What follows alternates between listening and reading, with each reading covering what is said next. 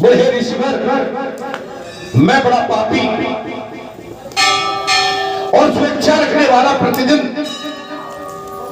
नई नई स्त्रियों का उपभोग करने वाला इच्छा रखता था। नित्य एक स्त्री को भोजन छोड़ देता था और उसे घर के भीतर रखकर अन्य स्त्रियों का अपहरण करता था। अन्य स्त्रियों का अपहरण करता था। मेरे द्वारा भोगी हुई वो स्त्रियां घर के भीतर बंद रहकर दिन रात शोक में डूबी रहती थी। राक्षस बोला, बोले हे ऋषिवर, मेरे द्वारा उपयोग में आई हुई वो स्त्रियां, मैं उनको घर के अंदर बंद करके रखता था। वो दिन रात शोक में डूबी रहती थी। मेरे राज्य में जितने ब्राह्मण थे वे सब स्त्रियां सहित भाग गए।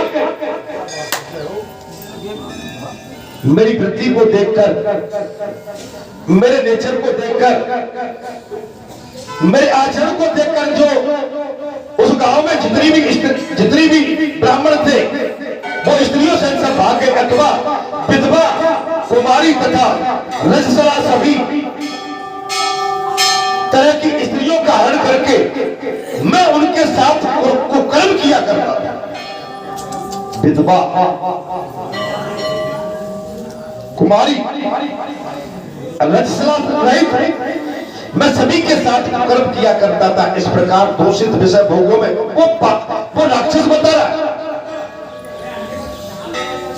इस प्रकार दूषित विषय भोगों में आकर आसक्त मत एवं मद्रापान में रत रहने के कारण मुझे जवानी में ही ये क्षमा आदि बड़े बड़े रोगों ने घेर लिया और मंत्रियों और सेवकों ने भी मुझे त्याग दिया। अंत में अपने ही कुकर्म के कारण मैं मर गया। कुकर्म आप समझ लो, आप जो भी करो, किसी की पर नारी पर, किसी की स्त्री पर आसक्त हो, वो किसी की अमानत है, वो किसी की धरोहर है। उसकी मांग में किसी का सिंदूर लगा है, पाए में बिछिए है, पैर में पायल है, वो किसी की अमानत है, चूड़ी है अपने सुहाग की। आप अपनी आसक्ति, अपनी गंदी नियत किसी पर नारी पर क्यों डालते हैं? भले आप स्पर्श भी न करें, अगर नियत भी डालते हो तो पाप है। जरूरी नहीं है कि आप उसको स्पर्श करें, अपने घर में रखें। अगर आपकी गंदी नियत भी किसी पर नारी के ऊपर चली गई तो महापाप है। स्पर्श करना तो महापाप है। नियत भी अगर आपकी डमाडोल हो गई तो महापाप है। मैंने कुकर्म किए। जो मनुष्य धर्म से भ्रष्ट हो जाता है उसकी आयु भ्रष्ट हो जाती है।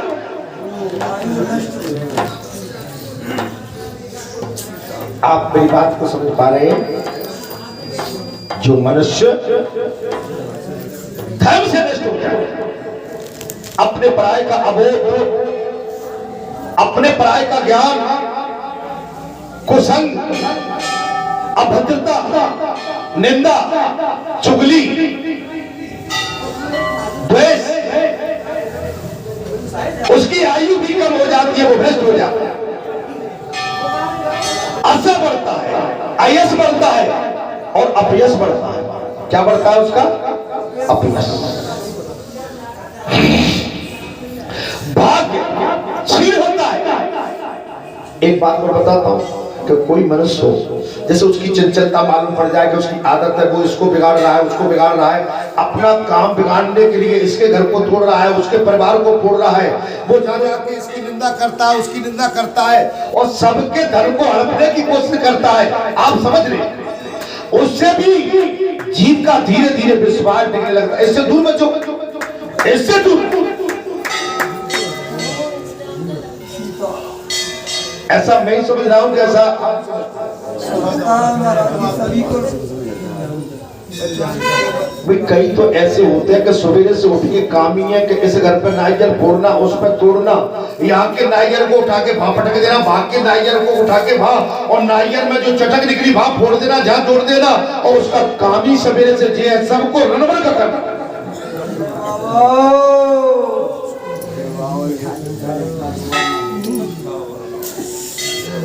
नहीं आए ऐसे ऐसे कामनेमियों से सावधान। वो अत्यंत दुर्गति में पड़ता है और अंत उसका ठीक नहीं है। माने आज नहीं तो कल उसके करतूत की हुई करतूत, उसका किया हुआ कुकर्म, उसकी बेईमानी, उसका छल, उसका कपट उसको ऐसी जगह ले जाके पराजित करेगा कि वहां वो चिल्लाता ही रहेगा। महाराज नहीं आएगी। ऐसे छड़ियों से, ऐसे कपटियों से बचो। अच्छा, बहुत से को मालूम पड़ जाए कि उसका यहाँ से काम बनने वाला है, वो बात सबसे पहले पहुंच जाएंगे अच्छे भले आदमी का, वहां भी काम बिगाड़ने की कोशिश करें, वहां भी बढ़िया उबलते हुए दूध में ले जाके और बढ़िया खटाई डाल देंगे और दूध फटने में देर नहीं लगेगी।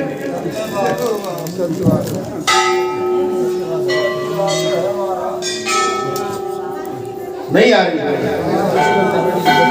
अच्छा, तुम इतने समझदारों पे समझ ही क्यों नहीं रहे? क्यों नहीं समझते? महाराज बचो, तुम कहीं के नहीं रहने वाले हो। तुम्हारी स्थिति घर की न घाट की। तुम्हारे जो अपने थे और कुछ काल नेमियों ने तुमको घेर के रखा है, जो आपके निजी थे, अपने थे, हर हालत में तुम्हारी सहायता के लिए खड़े रहते थे, आज तुम उनकी दृष्टि से भी दूर होते चले जा रहे हो।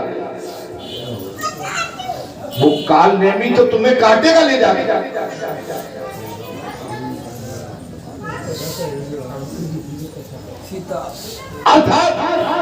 अरे महाराज सीताराम का तो सही बात है महाराज। हाँ, काल नेमी को सीताराम मत कहो। अर्थात मृत्यु के पश्चात आयस बढ़ता है, भाग्य क्षीण होता है, वो अत्यंत दुर्गति में डूबे।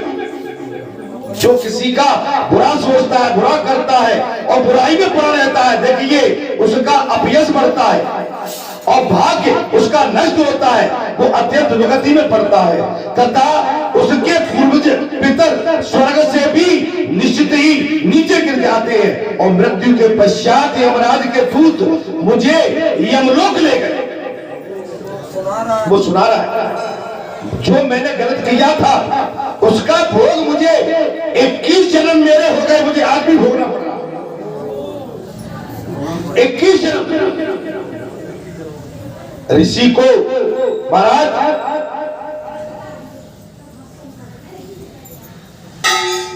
वामदेव जी को वो सुना रहा है, बोले हे ऋषिवर, वहां में भयंकर नरक कुंड में डाल दिया गया। कथा सुन लो धीरे धीरे।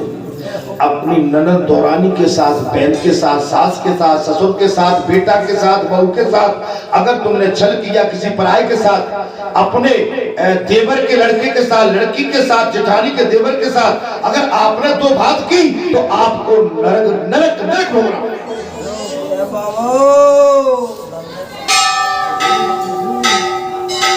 नरक होगा। बोले मुझे नरक में डाल दिया, उस कुंड के भीतर यमदूतों से पीड़ित होकर मुझे 30,000 वर्ष तक रहना पड़ा।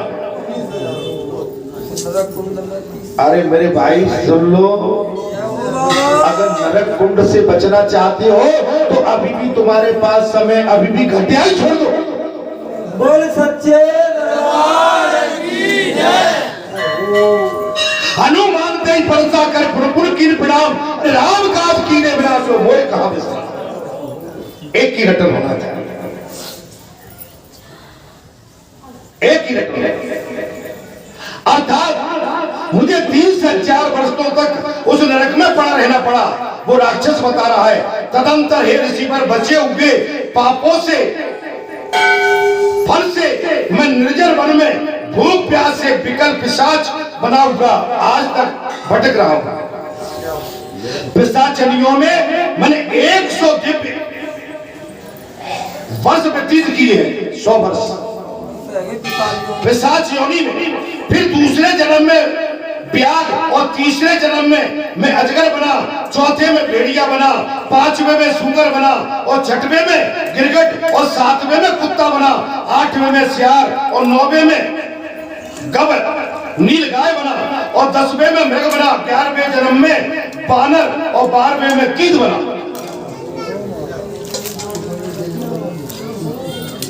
कथा को ध्यान से सुन लेना।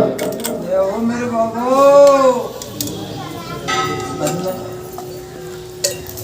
बोले वो पिशाच कह रहा है, बोले हे ऋषिवर मैंने 100 दिव्य वर्ष व्यतीत किए, फिर दूसरे जन्म में मैं व्याध बना और तीसरे में अजगर और चौथे में भेड़िया, पांचवें में सूगर और छठवें में गिरगिट, सातवें में कुत्ता बना, आठवें जन्म में सियार और नौवें में गब्बे नील गाय बना, 10वें में मृग बना और 11वें जन्म में बानर और 12वें में कीद बना और 13वें में नवला बना, नैला। सुन ले मेरे भैया, जाग योनि में दोबारा 13वें आ पाओगे। कुछ काम करो, कुछ काम करो, जग में रह के कुछ नाम करो। ये जन्म हुआ कहीं व्यर्थ न हो, समझो जब को न निराश अपना पता आप प्रसन्न करो अपना। कुछ काम करो, कुछ काम करो, जग में रह के। 13वें में नवला, 14वें में कौवा बना। वो पिशाच कह रहा है 15वें में मैं रीछ बना, रीछ जो तलवा चाट के प्राण लेता है।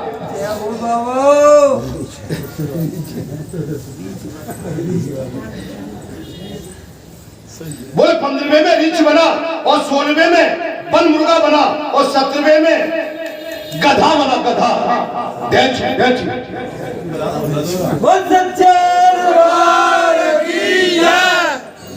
18वें में बिलाव और 19वें में मेढक बना।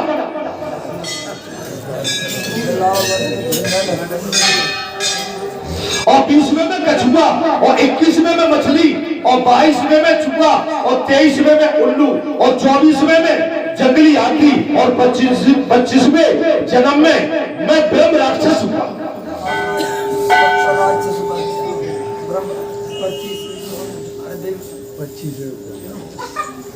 25वें जन्म में बोले हे ऋषिवर मैं ब्रह्म राक्षस हुआ। इस समय आपके शरीर के स्पर्श से मेरी पूर्व जन्म की स्मृति जाग उठी। मैंने आप जैसे महान संत का जो स्पर्श किया है, मेरी पूर्व जन्म की स्मृति जाग उठी। आपके संग से मेरे मन में वैराग एवं प्रसन्नता हो गई। अब पछताए होत का चिड़िया चढ़ गई। अरे यहाँ तो यही कथा मिलेगी, कल्याण रूपी कथा है। जे आपको भागवताचार्य ये चीजें नहीं बताए, गारंटी है मुझे किसी भागवताचार्य की बता दो कि ये किसी ने बताया हो आज। हे महामते, ऐसा प्रभाव आपको कैसे प्राप्त हुआ? हे महामते, हे मुनिवर, हे ऋषिवर, आपको ऐसा क्या चमत्कार है कि आपको स्पर्श करते ही मुझे अपने 25 जन्म की याद आ गई और मेरा मन शुद्ध हो गया, मुझे वैराग्य हो गया। तब बामदेव बोले ये मेरे शरीर में लगे हुए भस्म का महान प्रभाव है। तब बामदेव ऋषि बोले हे पिशाच, ये मेरे शरीर में लगे हुए भस्म का महान प्रभाव है। भगवान शंकर के सिवा दूसरा कौन है जो भस्म की राशि को जानता ही महादेव जी जैसा महात्म है, वैसा ही भस्म का भी। और भस्म के संसर्ग तुम्हारे भस्म के संसर्ग से बोले तुम्हारी बुद्धि भी निर्मल हो गई। अतः तुम भी श्रद्धा से पवित्र और त्रिपुंड धारण करो। हे महामते, हे महातेजस्वी, हे शिव योगी, हे शिव योगी, इस प्रकार भस्म का महत्व बताकर भस्म की अभिमंत्रित करके और उसे घोर ब्रह्म राक्षस को दिया।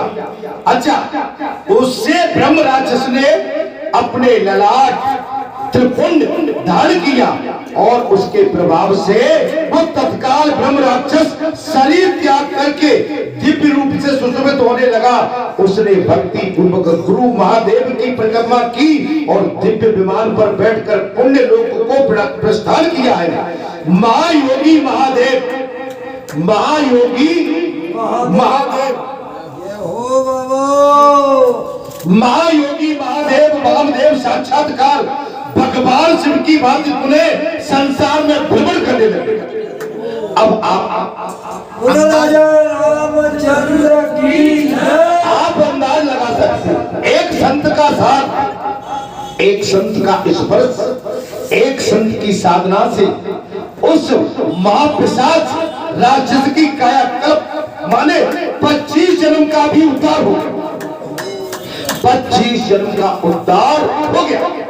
अर्थात तब सूत जी कहते हैं महाराज कि जो श्रद्धा आस्था के साथ भगवान शिव से प्रेम करता है, शिव की पूजा करता है, तप तपस्या करता है, साधना करता है, वैराग्य धारण करता है और मर्यादा में रह के मर्यादा का पालन करता है, उसी जीव का इस भव सागर से पार होना संभव है, अर्थात असंभव। भैया थोड़ा सा भजन सुना दे, उसके बाद में कथा को आगे ले जाओ। हाँ, खड़े हो जाओ। कहाँ चला गया ढोलक वाला? ढोलक वाला भैया कहाँ है भाई? बोलो सच्चिदानंद भगवान। तब सूत जी कहते हैं महाराज कि श्रद्धा ही संपूर्ण धर्मों के लिए अत्यंत हितकारी। श्रद्धा, विश्वास, साधना, वैराग्य, सेवा भाव, ये सबसे बड़ा हितकारी। आपके मन में, हमारे मन में छल कपट द्वेष हीनता शत्रुता जी हमारे शत्रु बन जाते हैं, जी हमारे लिए स्वयं विनाशकारी हो जाते हैं। श्रद्धा से ही मनुष्य को दोनों लोकों में सिद्धि प्राप्त होती है और श्रद्धा से ही हर मनुष्य को दोनों लोकों में सिद्धि प्राप्त होती है, ये लोक में और परलोक में, इस समय और अगले जन्म में। श्रद्धा से भजन करने वाले पुरुष को पत्थर की मूर्ति भी फल देने वाली। जी सरकार की जय। श्रद्धा से मूर्ति भी फल देने वाली, भजन करने वाले पुरुष को पत्थर की मूर्ति भी फल देने वाली हो जाती है। मेरे भाई, पत्थर की मूर्ति विश्वास, श्रद्धा, श्रद्धा भक्ति से पूजा करने पर अज्ञानी गुरु भी सिद्धदायक हो जाता है। अज्ञानी गुरु भी सिद्धदायक है। आप समझ बैठ। श्रद्धा भक्ति से पूजा करने पर अज्ञानी गुरु भी सिद्धदायक हो जाता है। श्रद्धा से आप समझ सकते हो महाराज, श्रद्धा से जप किया हुआ मंत्र अव्यवस्थित होने पर भी फल देता है। श्रद्धा से जपा हुआ मंत्र अव्यवस्थित, अगर आप किसी कारणवश अव्यवस्थित हो गए हैं, वो मंत्र भी आपको फल देता है।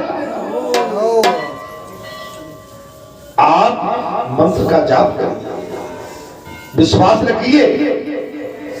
ये हमारे देश में इंसान की तो क्या, या पत्थर की पूजा की जाती है।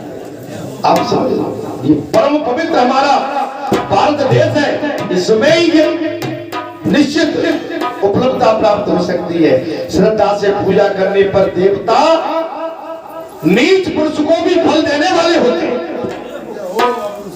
श्रद्धा, अटूट विश्वास। श्रद्धा का मतलब है अटूट विश्वास, और जो श्रद्धा अटूट विश्वास के साथ भगवान के प्रति समर्पित भाव रखते हैं, भले ही वो नीच पुरुष क्यों न हो, वो भी उसको फल प्राप्त होने लगता है। श्रद्धा, अश्रद्धा से की हुई पूजा, दान, यज्ञ, तप और व्रत सभी निष्फल होती है। आप अगर उसके प्रति श्रद्धावान नहीं है, अश्रद्धा, आप आए तो है लेकिन आपका मन नहीं लग रहा। आप ढोलक तो बजाना चाहते हैं लेकिन आपका मन कहीं है। आप कथा तो कहना चाहते हैं लेकिन कथा कहते कहते मन आपका कहीं और जुड़ा है। आप कथा तो सुनना चाहते हैं लेकिन कथा के प्रति आपका समर्पित भाव, आस्था, श्रद्धा, विश्वास नहीं है, तो उसका फल आपको हमको किसी को प्राप्त नहीं। इसलिए भगवान की कथा पर अटूट विश्वास रखें। जैसे बाज वृक्ष का फूल व्यर्थ होता है, जो सर्वत संशय युक्त, श्रद्धाहीन और अत्यंत चपल होता है, वह परमार्थ से भ्रष्ट होकर संसार बंधन से मुक्त नहीं हो पाता। परमार्थ से भ्रष्ट देख पराई नार को मत ललचावे जीव, और रूखी सूखी खा के सो भैया ठंडा। देख पराए धन को मत ललचावे जीव, और रूखी सूखी खा के सो ठंडा पानी। देख किसी पौरुष को मत ललचावे जीव, और रूखी सूखी खा के सो ठंडा पानी। देख किसी की उन्नति को मत जले तू जीव, और रूखी सूखी खाओ ठंडा पानी पी, अपना कल्याण कर। किसी की उन्नति को देख के, किसी बढ़ती हुई बेल को देख के, किसी हंसते हुए परिवार को देखते हुए, खेलते खाते परिवार को देखते हुए अगर किसी को घृणा होती है, ईर्ष्या, उस परिवार के प्रति क्रोध होता है, तो उस परिवार का कुछ बिगड़ने वाला नहीं है। जो ईर्ष्या कर रहा है वो अपनी ईर्ष्या में ही एक बरसाती कीड़े की तरह वो जल के खत्म हो जाएगा। मंत्र तीर्थ ब्राह्मण देवता ज्योतिषी महाराज, आनंद आ रहा है कि नहीं? अच्छा, मुस्कुरा नहीं रहे हो? अच्छा, मुस्कुराते हैं तो हमको लगता है कि आपको आनंद आ रहा है। जब आपकी मुस्कुराहट कम होती है तो हमको लग रहा है कि शायद हम ही बोले चले जा रहे हैं, आपको आनंद नहीं आ रहा है। अच्छा, हम तो अपनी पूरी जो हमारे अंदर एनर्जी है, जो भी एनर्जी है, हम तो उस प्रकाश को बाहर पटक देते हैं आपके पास। अब उस प्रकाश का आप उजेला लेना चाहते हो या नहीं, ये आप अर्थात वो परमात्मा से भ्रष्ट होकर संसार बंधन से मुक्त नहीं हो पाता है। मंत्र तीर्थ ब्राह्मण ज्योतिषी औषधि तथा गुरु में जिसकी जैसी भावना होती है उसे वैसी सिद्धि प्राप्त होती है।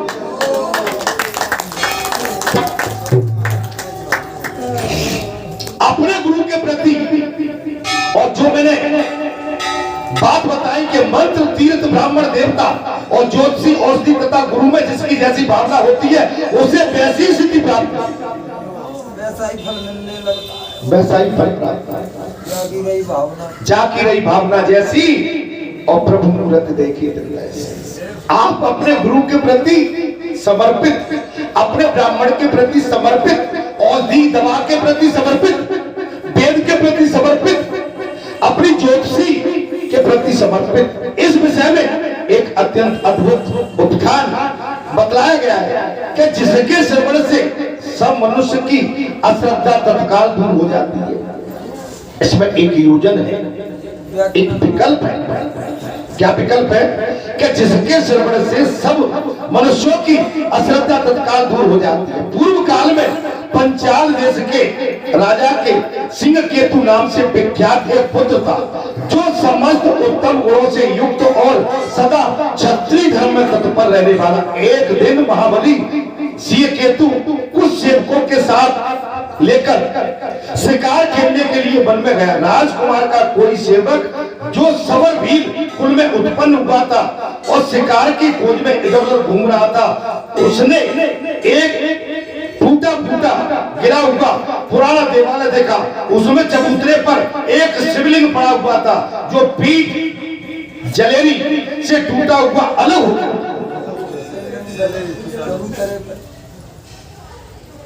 उस घने जंगल में पुराना शिव मंदिर है, उसमें भगवान शंकर की मूर्ति जलेरी टूटी हुई पड़ी थी। वो शिवलिंग सीधा और सूक्ष्म था, लेकिन वो शिवलिंग सीधा जलरी टूटी हुई और सूक्ष्म था, छोटा था। सबर ने उसे मूर्तिमान सौभाग्य की भांति देखा। पूर्व क्रम से प्रेरित होकर उसने उस शिवलिंग को शीघ्रता पूर्वक उठा लिया और बुद्धिमान राजपुत्र को दे दिया। वो पड़ा हुआ था जलेबी में और उस सबर ने उसे तत्काल उठाया और राजपुत्र को दे दिया। बोले प्रभु देखिए ये कैसा सुंदर शिवलिंग है, मैंने इसे यही देखा। राजा से कहे प्रभु आप देखिए कितना सुंदर शिवलिंग है और मैंने इसको यही देखा है, मैं आदर पूर्वक इसकी पूजा करूंगा। आदर पूर्वक शिवलिंग छोटा हो बड़ा हो मोटा हो लंबा हो, भगवान का स्वरूप है, जाकी रही भावना जैसी और प्रभु मूर्त देखी ऐसे। भगवान छोटे बड़े नहीं होते, आपके भाव, आपका श्रद्धा, आपकी आस्था, आपकी निष्ठा क्या है। यहाँ पर वो समल बोला आप मुझे पूजा के लिए विधि तो बता दो जिससे मैं मंत्र जानने वाला, मुझे जैसे कोई पुरुष के साथ भी की हुई पूजा के भगवान शिव को मैं प्रसन्न कर सकूं। निषाद के इस प्रकार पूछने पर प्रयास सुकुमार राजकुमार ने हंसकर कहा कि शिवलिंग की शुद्ध आसन पर स्थापना करके सदा संकल्प पूर्वक जल से अभिषेक करें। भगवान शंकर को जल अति प्रिय है। आप किसी भी स्थान की, किसी भी पवित्र स्थान की जब आप पूजा करने जाते हैं तो पहले बताया है कि वहां पर गंगा जल छिड़क दिया जाता है। गंगा जल से उस स्थान की शुद्धिकरण हो जाती है। गंगा जल का मतलब है भगवान शंकर का स्वरूप। गंगा जल का मतलब है भगवान शंकर का स्वरूप। आपने उस स्थान पर जल अर्घ देकर यह सिद्ध कर दिया कि हमने यहाँ पर भगवान शंकर की आन दे दी है और ये स्थान अब पवित्र हो गया है, जी हमारी पूजा के लिए उपयुक्त स्थान गंगा जल। ये जल है ना भगवान का ही सब। तुमको ध्यान होगा तुम्हारे बाबा आते हैं सबसे पहले जल चढ़ाते हैं और कोई औषधि नहीं देते। मान लीजिए कई वर्षों की परंपरा है, तुम्हारा बाबा जब गद्दी पर बैठता है तो सबसे पहले जल का अर्घ देते हैं। जल की अर्घ देने के बाद भगवान शंकर की पदस्थापना करने के बाद उसके बाद आज्ञा लेने के बाद यहाँ पर विराजमान। आप समझ आपका कोई भी घर के अंदर बाहर किया हुआ कार्य जल के माध्यम से ही पवित्र होता है, क्योंकि जल भगवान शंकर का स्वरूप है और जल भगवान का स्वरूप है। इसलिए भगवान शंकर वो जितने भी अमंगल होते हैं या विघ्न होते हैं या उस वो पापाचार द्वाचार का स्थान भी होता है, वह पवित्रता आ जाती है। पवित्रता वहां पर राजन ने बताया, बोले हे निषाद तुम स्वच्छ स्थान पर भगवान शंकर की इस शिवलिंग की स्थापना करके और जल से अभिषेक करें। शुभ गंध अच्छे वन में नए नए पत्र पुष्प तथा धूप दीप आदि से इसका पूजन करें और चिता का भस्म चढ़ाने पर भोजन करने के योग्य अन्न के द्वारा भगवान नैवेद्य लगावे और पुनः धूप दीप आदि उपचारों के माध्यम से भी व्यवस्था करें। फिर नमस्कार करके पूर्व जन्म भगवान का प्रसाद पूर्वक भगवान का प्रसाद ग्रहण करना चाहिए। और ये मैंने तुम्हें शिव पूजा की विधि बताई। प्रातः काल उठने के बाद भगवान शंकर की चढ़वंदना करिए। आप घर में रहते हैं या तो माता पिता है तो सबसे पहले माता पिता की चढ़वंदना करिए। धरती माता को प्रणाम करने के बाद माता पिता को नमन करिए। और माता पिता नहीं है, अपने से बड़े कोई नहीं है, अगर आपके घर में बेटी है कन्या, उसके चरण स्पर्श करिए। और कोई नहीं है आपका कहीं पूजा के लिए दिया बत्ती धूप बत्ती करते होंगे, वहां पास में नहीं, आप नीचे प्रणाम करके आप दिनचर्या में लौट जाए। कुल्ला करिए, 1-2 गिलास दो 1 लोटा पानी पीजिए, कुछ समय के लिए इधर उधर घूमिए, दिशा मैदान जाइए, ब्रुश करिए, पहले ब्रुश करिए। बगैर ब्रुश के अगर चाय पानी लेते हैं तो वो रोगी हो जाता है। ब्रुश सबसे पहले मुंह की सफाई, उसके बाद में अगर चाय की तमन्ना है तो चाय पीजिए, नहीं तो भाई अपने ध्यान करिए, घूमिए फिरिए, पुष्प लीजिए, तुलसी लीजिए, धर के स्नान ध्यान करके, और ठाकुर जी को स्नान कराइए, भगवान को स्नान करा के चंदन लगाइए, दिया बत्ती धूप बत्ती भगवान को भोग, ओम जय जगदीश हरे का आप आरती उतार के आप भगवान की चरण वंदना करें। इसके पश्चात आप अपनी नित्य क्रिया में आए। इसके बाद छोड़िए, इसके बाद ही आप अपने कर्म भूमि पर जाके कर्म का निर्वहन आप समझ लेना। अर्थात बात बहुत सुंदर चल रही है महाराज। अर्थात अपने स्वामी के इस प्रकार उपदेश देने पर चंडल नाम से समर ने उसे सादर और श्रीधार किया और अपने घर आकर शिवलिंग मूर्ति महेश्वर प्रतिदिन पूजन प्रारंभ कर दिया। वो प्रतिदिन चिता भस्म का उपहार भेंट करता था। भस्म प्रतिदिन अपने लिए जो वस्तु प्रिय थी वो सब पुण्य अक्षत आदि सबसे पहले भगवान से। आपको खाने में क्या पसंद है? वो भगवान। पुष्प में क्या सुंदर है? वो भगवान। भोजन में आपका क्या प्रिय पकवान है? वो भगवान।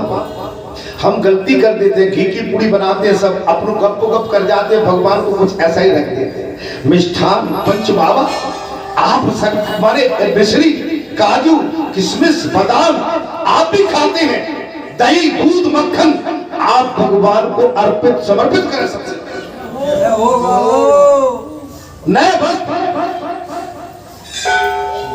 नए फल सुंदर से सुंदर वस्तु भगवान के लिए। जब आप भगवान के लिए सुंदर से सुंदर वस्तु भेंट करेंगे बल्लू भैया, तो भगवान भी तुमको अच्छे अच्छे वस्त्र पहनाएंगे, तुम्हारी पूरी व्यवस्था रखेंगे। भगवान सुंदर आभूषण से लाद देंगे, सुंदर वस्त्र पहना के तुम्हें सजा देंगे, संभाल देंगे। कब? तब भगवान को सजाओगे, अपना गुण गाओगे, अपनी खाओगे, अपने लिए कमाओगे, तो भगवान कह देंगे कि कमाता रहो खाता रहो, मैं बेटा बेटा देख रहा हूं, मेरी तू खोज खबर नहीं करता है, और तू खाए जा रहा है, पिए जा रहा है, पहने जा रहा है, मेरी याद नहीं करता है। चल आने दे टाइम तब बताएंगे हम। समझे? आपके घर में माता पिता की मूर्ति रख लेते हैं, क्या आप कभी माता पिता के सामने जाके खड़े होते हैं, उनको प्रणाम करते हैं, नमन करते हैं, दियाबत्ती करते हैं, धूप बत्ती करते हैं? क्या उनके सामने एक जल का लोटा रखते हैं? क्या घर में जो पकवान आपके घर में बनता है, क्या आप अपने माता पिता की आकृति के सामने क्या वो रखते हैं? या तो मुंह से बोल लेते हैं वहां। तो अभी संक्रांति आ रही है, मंगोड़ा बनेंगे तो सबसे पहले मंगोड़े की खुशबू जल्दी बना लेना, खुशबू वाली चटनी अच्छी बना लेना, खीर भी बढ़िया बल्लू भैया। और ऐसे ही पहले से मंगोड़े की खुशबू उधर से जाओ।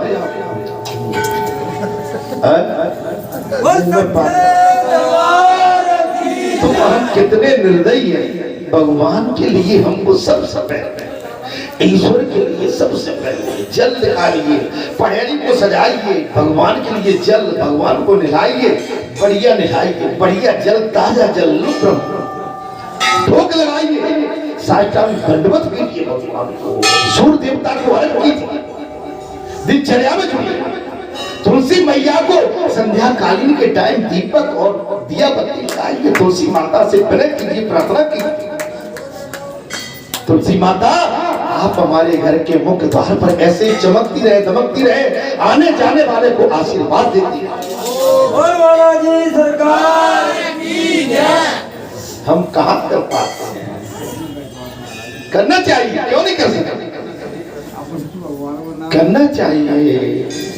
अरे भाई हम चौथे पल में आ गए, अब हम किसके लिए है ना, अभी नाती आ जाए तो आ जाए, लो लो लो लो लो लो लो ले, बहू देख रही तो बहू की आगे बहुत ज्यादा प्यार करूंगा,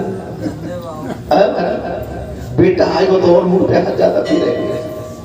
अच्छा ये हम क्यों इतना वो आडंबर कर नहीं, अरे चौथे पल में अब हम नाती पोते में केवल हाथ रख के आशीर्वाद देने योग्य है, उनको गोद में बिठा के चौथे पल में हम, ठीक है एक घड़ी आधी घड़ी नाती का मन है, हमारा मन है, वो बात ठीक है, लेकिन बेटा खेलो जा,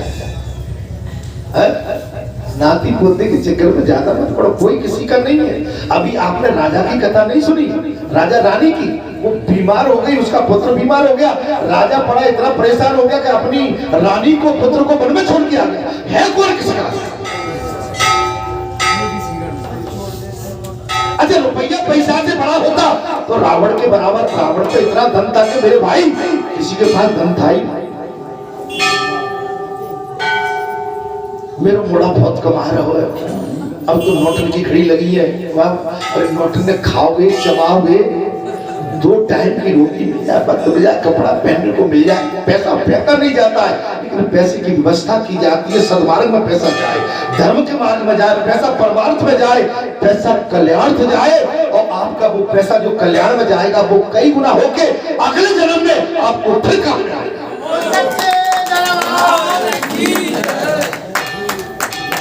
आपने जोड़ दिया मोड़ा दारू पीता है, अब मोड़ा दारू पीता सवेरे कलारी में पहुंच जाता है। अच्छा मैं तो एक्साइज में नौकर रहा, तो मैं तो देखता था मेरे भाई, जब हम इंस्पेक्शन करने जाते तो बहुत कलारी में और मैं तो बहुत नाटक देखे मेरे भाई। अच्छा जितनी जगह ये जो नशेची होते हैं ना, इनमें एक कस के मार दो तो बोल बालाजी सरकार की जय। जे घर जाके यो क्यों नहीं करते, घर में तो समझे? जैसे आपने देखा होगा सर्प होता है, सर्प जो है पृथ्वी पे जाएगा तो टेढ़ा बेड़ा चलेगा और पानी में घुसेगा सीधा। समझ में आ रही कि नहीं आ रही? अर्थात महाराज बात जी आ गई, मैं भी कितना पागल हूं, कहां से कहां चला जा रहा हूं। अर्थात प्रतिदिन पूजा प्रारंभ कर दिया महाराज, और उसके बाद वो भगवत प्रसाद को स्वयं ग्रहण करता था। इस प्रकार वो पत्नी के साथ भक्ति पूर्वक महेश्वर भगवान की पूजा करने में संलग्न हो गया। अर्थात आराधना में उसके कई वर्ष बीत गए। भगवान शंकर की पूजा में उस निषाद के कई वर्ष बीत गए। एक दिन ये सबर जब शिव पूजा के लिए बैठा हुआ था और देखता है कि पांव में चिता की भस्म तनिक भी शेष नहीं है, तब वो तुरंत उठकर दूर दूर तक महाराज चिता भस्म ढूंढता हुआ घूम आया, किंतु कहीं उसे वो चिता भस्म नहीं मिला। अंत में वो भयंकर और थककर घर लौटकर आया और अपनी पत्नी को बुलाकर उसने कहा, हे प्रिय, चिता भस्म तो मुझे नहीं मिला, बताओ अब मैं क्या करूं? भगवान शंकर को चढ़ाने के लिए चिता भस्म मुझे नहीं मिली, हे प्रिय मुझे बताओ मैं अब क्या करूं? आज मुझ पापी के लिए पूजन में विघ्न पड़ गया है और पूजा के बिना मैं क्षण भर जीवित नहीं रह सकता हूं। तब पति की इस प्रकार व्याकुलता देखकर सबर की स्त्री ने कहा, हे नाथ डरिए मत, मैं एक उपाय बताऊं। हे नाथ आप डरिए मत, मैं एक उपाय बताती हूं। ये अपना भर अपना घर बहुत दिनों से पुराना हो गया है, मैं इसमें आग लगाकर उस अग्नि में प्रवेश कर जाऊंगी और इससे आपके लिए बहुत सी चिता भस्म तैयार हो जाएगी। सबर बोला, प्रिय, ये मानव शरीर ही धर्म अर्थ काम एवं मोक्ष का सबसे श्रेष्ठ साधन है। इस नव यौवन संपूर्ण सुख चित शरीर को यो मत त्याग यो क्यों त्याग रही होती। तब सबर की स्त्री ने कहा, जीवन की सफलता इसी में है कि एक दूसरे के हित के लिए प्राणों को त्याग किया जाए।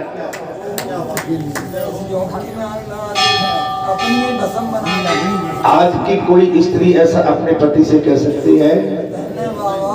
आज की मेरी माताएं कितना पतिव्रत धर्म का पालन करती है, अपने पतियों पर चामुक की तरह उसमें कील लगा के अपने पतियों को यूं ठोसती है।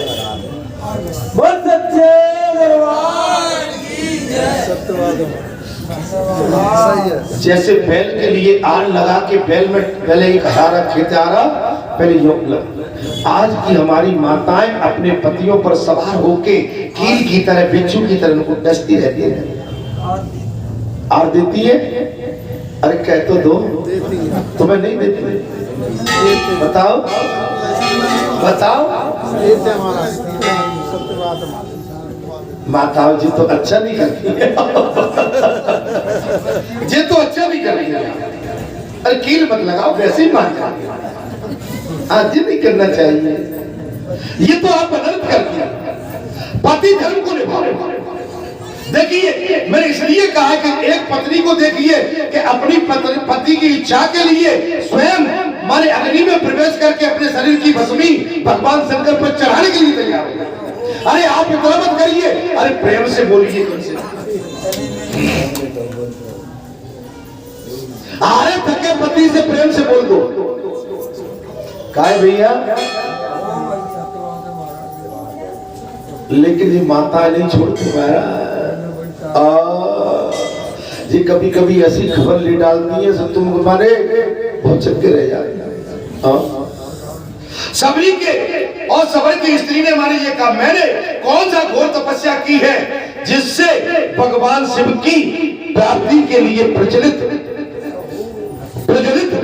अग्नि में अपने शरीर का त्याग कर अपनी पत्नी की इस प्रकार स्थिर बुद्धि और शिव भक्ति को देखकर दृढ़ संकल्प करने वाला सबर ने तथास्थ वस्तु कहकर उसकी सराहना की है। और सबरी ने स्वामी की आज्ञा पाकर स्नान से पवित्र होकर अलंकार माने अपना पूरा श्रृंगार किया, दान किया और अपने घर में आग लगाकर अग्निदेव की भक्ति पूर्वक परिक्रमा करके अपने पति देव गुरु को नमस्कार करके हृदय में भगवान सदाशिव का ध्यान करके अग्नि में प्रवेश करने के लिए उद्गम हाथ जोड़कर इस प्रकार चिंतन किया, प्रार्थना की, हे देव मेरी इंद्रियां आपकी पूजा के लिए पुष्प हो जाए और मेरा शरीर धूप एवं अंगूर हो जाए, हृदय दीपक हो जाए, प्राण हब्बी का काम दे और काम इंद्रियां आपके लिए अच्छे हो गए।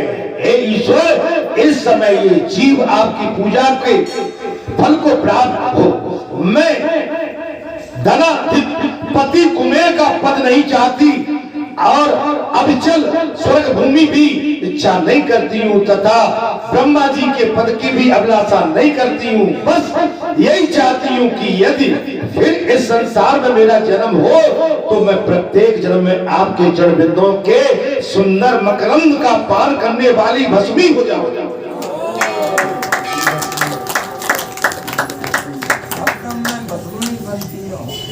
हर समय में भस्म और वो भस्म आपके श्रृंगार के काम में मैं आऊं। मेरे देवता, हे मेरे ईश्वर, हे मेरे देवता, भले ही मेरे सैकड़ों जन्म हो जाए परंतु अज्ञान के हेतु भूत माया मेरे चित्त में प्रवेश न करे। किंचित आधे क्षण के लिए भी मेरा हृदय आपके चरण कमलों से अलग न हो। हे महेश्वर, मैं आपको नमस्कार करती हूँ। इस प्रकार देवेश्वर भगवान शिव को प्रसन्न करके दृढ़ निश्चय वाली सबरी प्रज्वलती अग्नि में प्रवेश कर गई और क्षण भर में जलकर भस्म हो गई। क्या मेरी माताएं अपने पतियों के लिए ऐसा कोई कर सकती हैं? अरे राम को अगर मैं कहूं उठाओ हाथ तो किसी का हाथ नहीं उठे। हाथ झूठा मत उठा देना, ना ना ना ना, झूठा हाथ मत उठा देना। मैं नहीं चाहता हूं कि किसी प्रपंच में आपको डालूं, मैं तो एक बात कह रहा हूं। लेकिन जो भी ऊपर हाथ करना चाहते मैं उनको प्रणाम करता हूं, मैं उनकी चरण वंदना करता हूं, मैं उनको नतमस्तक होके साष्टांग दंडवत करता हूं। आपका हाथ उठाना ही मेरे लिए भक्ति का भाव है। बोल बालाजी सरकार की जय। फिर सबर ने उस भस्मी को लेकर जल से हुए घर के समीप ही भगवान शिव का पूजन किया है। पूजन के अंत में उसने प्रसाद लेने की नित्य आने वाली अपनी प्रियतमा का स्मरण किया।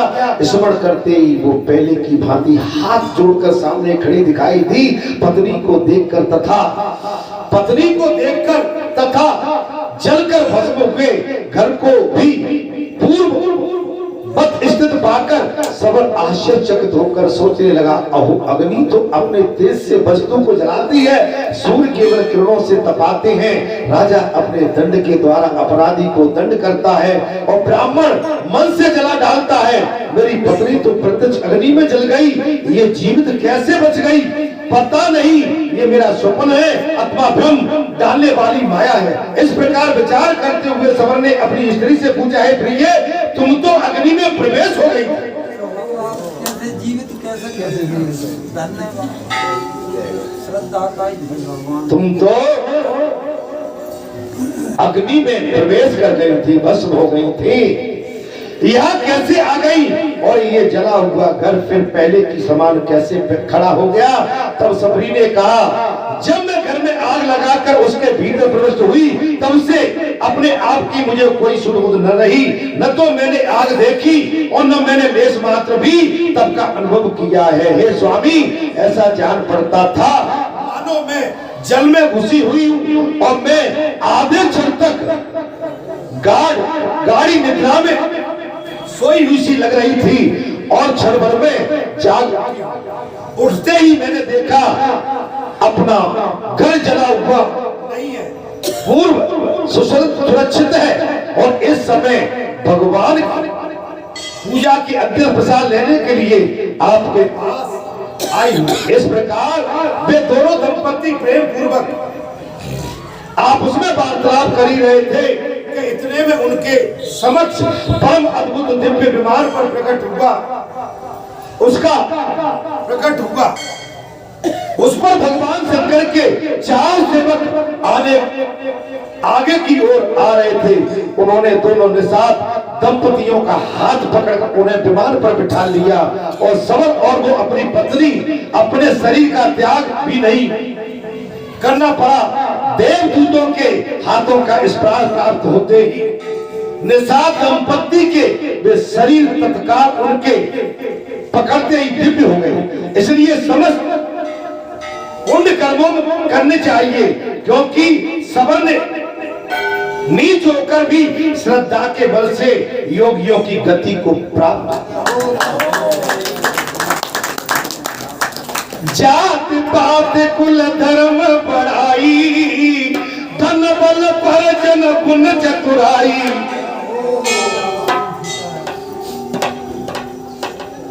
कहे रघुपति सुने भामनी बाता, मानो एक भगत करिनाता। भगवान भक्ति के नाते को मानो। मैं जानता हूं कथा आपको अच्छी लगी है, ये परम कल्याणकारी कथा है। ये कथा सुनने से हमें प्रेरणा मिलती है कि भगवान के प्रति हमारी आस्था विश्वास और अधिक से अधिक होना चाहिए। अर्थात संपूर्ण शास्त्रों का विचार करने वाली विद्या से यदि श्रद्धा न हो तो क्या लाभ है? और जिसके चित्त में सदा भगवान शिव की भक्ति बनी रहती है, उससे बढ़कर तीनों लोकों में और कोई बात नहीं है। इसलिए आप धन्य हैं। बोलो सच्चिदानंद भगवान श्री राधे। कहते बोले संसार ओ बालाजी प्यारी जय बोले जय बोले।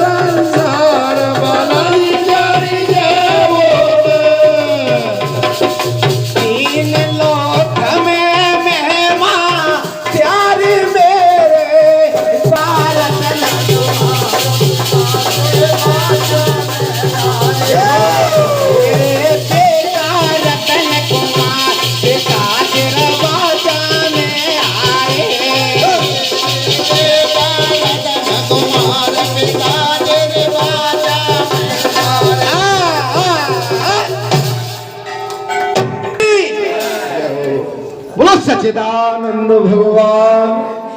बहुत ही सुंदर आपका भजन। माता कुछ कहना चाह रही है? एक दे दो उनको भजन दे, उनको भी कह रहे हैं। बहुत देर से प्रतीक्षा कर रहे हैं।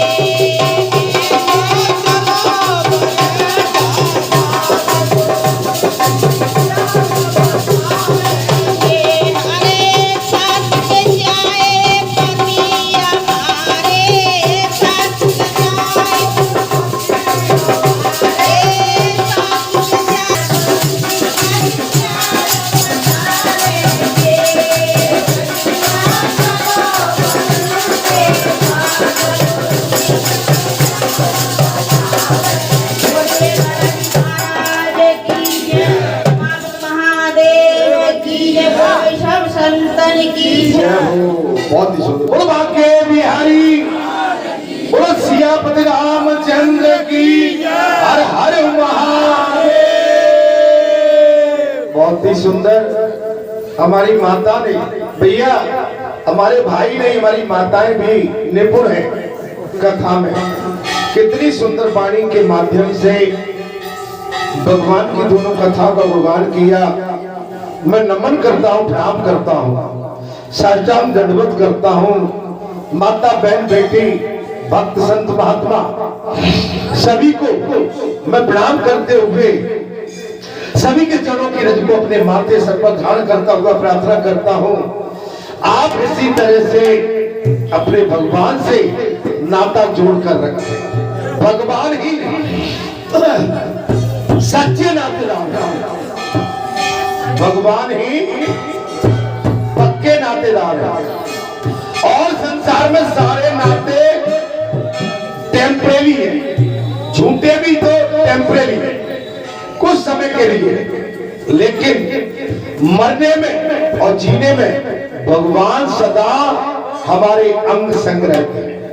अर्थात कथा चल रही थी महाराज भगवान शंकर की। एक निषाद पत्नी ने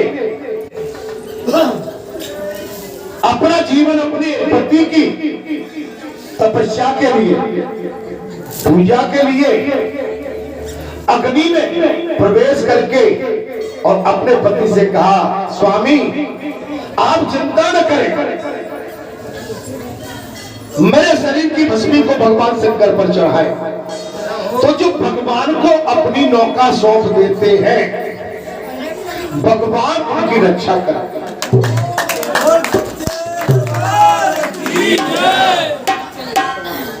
भगवान उनकी रक्षा करते हैं। आप बालाजी धाम ग्राम बरेठा में आए हैं, आप बालाजी भगवान के मेहमान हैं, अतिथि हैं। हम उनके अतिथियों को एक बार नहीं हजारों बार नमन करते हैं, प्रणाम करते हैं, साष्टांग दंडवत करते हैं। और ये मंगलवार 2022 का अंतिम मंगलवार है। अगला मंगलवार 3 जनवरी 2023 पड़ेगा। उसमें आप सभी को आते की जाते की ढेर सारी शुभकामनाएं। आपके लिए ये मंगल और आने वाले अनेक मंगल जय हो आप सभी के लिए मंगलमय हो। आपका कल्याण हो, आपकी भक्ति अचल बनी रही, आपकी भक्ति भगवान के चरणों में सदैव बनी रहे। आप अपना जीवन भगवान की भक्ति और कर्म भूमि में कर्म का निर्वहन आनंद पूर्वक करती रहे। कथा में अगला जो पड़ाव आता है, या सूत जी कहने लगे महाराज, अनाल देश में वेदरथ नामक एक ब्राह्मण थे उसी समय। इसमें भक्तों की जो भगवान के प्रति आस्था है और भगवान को अपना सब कुछ मानते हैं, भगवान उनका सब कुछ यथावत वापस भी कर देते हैं और भगवान उन सबको अपना बनाकर उनका कल्याण भी कर देते हैं। हमारा ये जीवन कहीं ऐसे ही न निकल जाए। हमारी यादें, हमारी गाथाएं कथाएं, हमारा बालाजी धाम बैठा में आकर बैठना उठना, भक्ति सत्संग कथा याचन सर्वपाल, ये क्षण ये फल हमेशा अमर बना रहे, हमेशा अमर बना रहे, ये छीन नहीं होकर। और साचे दरबार की जय। अनाथ देश में एक वेदरथ नाम के एक ब्राह्मण थे। उनका जन्म उत्तम कुल में हुआ था। ब्राह्मण कुल उत्तम कुल है, इससे ऊपर और कोई कुल नहीं है। वे स्त्री पुरुष से संपन्न और विद्वान थे। वे परिवार के साथ संपन्न स्त्री एवं पुरुष के साथ संपन्नता एवं विद्वान ज्ञानी भी थे। ब्राह्मण के एक कन्या हो गई मारा, जिसका नाम शारदा रखा गया। वेदरथ की एक कन्या जिसका नाम शारदा रखा गया। सूत जी कहते हैं ऋषियों, वो रूप और शुभ लक्षणों से सुशोभित कन्या जब 12 वर्ष की हुई तब उसे पत्यनाभ नामक एक क्रोड़ ब्राह्मण ने मांग लिया। पत्यनाभ क्रोड़ ब्राह्मण ने उसे मांगा। पत्यनाभ जी की पत्नी मर गई थी। उस ब्राह्मण की पत्नी मर गई थी, तो देवरथ जी से उस ब्राह्मण ने उसकी कन्या को मांग लिया। वे बड़े धनी शांत एवं राजा के मित्र भी थे। वो धनी थे और राजा के मित्र भी थे। पिता ने उनकी याचना भंग होने के भय से अपनी कन्या उन्हें दे दी। उस क्रोड़ ब्राह्मण ने उनकी याचना कहीं भंग न हो जाए, वो कन्या उन्हें दे दी। दोपहर रथ में विवाह करके पद्यानाथ जी ससुराल में सायकाल होने पर संध्या पसान करने के लिए एक सरोवर में गए। वह विधि पूर्वक संध्या पसान करके जब लौटने तब अंधकार पूर्ण मार्ग में उन्हें एक सांप ने काट लिया। पद्मनाभ, रात्रि हो गई, एक सर्प ने डस लिया, काट लिया, इससे उनकी मृत्यु हो गई। कन्या को मांग के ले अभी केवल मार्ग में जा रहे हैं, घर भी नहीं पहुंचे, शादी कर ली है, मार्ग में ही मृत्यु हो गई, सर्प ने काट लिया। विवाह करने के पश्चात ऐसा उनकी मृत्यु होने पर भाई बंधु रोने लगे और विलाप करने लगे। सास ससुर और वो कन्या सभी शोक में डूब गए। महाराज क्यों नहीं महाराज, जिसके हाथों की हल्दी नहीं छूटी हो उसका पति उसके सामने से चला जाए, जिसका कंगन भी नहीं खुला हो उसका पति उसके सामने से। अरे ससुर हमारे बैरी है गए भैया, ससुर हमारे बैरी है गए लाए पराई नार लगोरिया। ससुर ये सलोचना कहिए कह रही है सलोचना नार लगोरिया।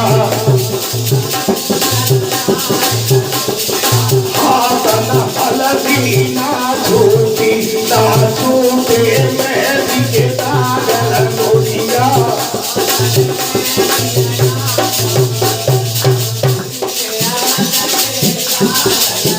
तारे ससुरो हमारे घरी है गए भैया टकेला पर नार लगोरिया।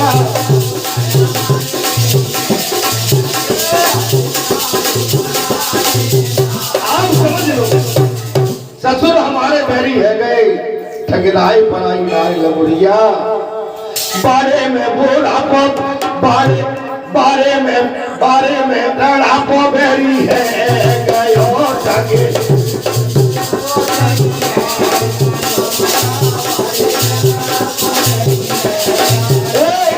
बारे में लड़ा को बैरी है गयो ठगलाई पराई नार लगोरिया।